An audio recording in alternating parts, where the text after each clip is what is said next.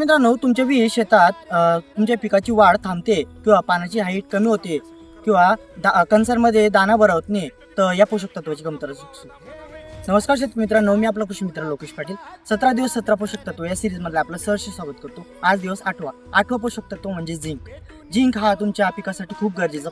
शेतकरी मित्रांनो, झिंक हा तुमच्या पिकात हार्मोन्स वाढवण्याचं काम करतो, म्हणजे ऑक्सिन हार्मोन्स वाढवण्याचं चांगल्या पद्धतीने काम करतो. नंतर शेतकरी मित्रांनो, रोगप्रतिकार शक्ती वाढवण्याचं काम करतो.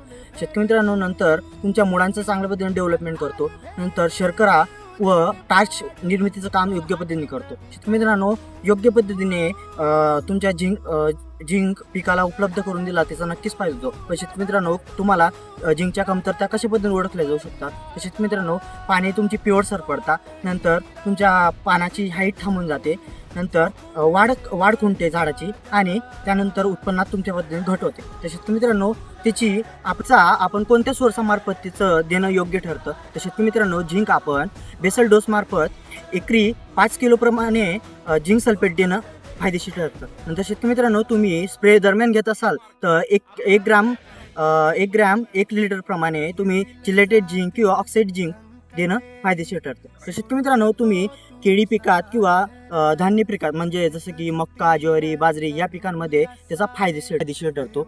आणि चांगले फुटवे येण्यासाठी किंवा हरितद्रव्याची निर्मिती करण्यासाठी झिंकचा चांगल्या पद्धतीने फायदा होतो. तर शेतकरी मित्रांनो, आशा करतो तुम्हाला हा व्हिडिओ आणि हा पोषक तत्व नक्कीच समजला असेल.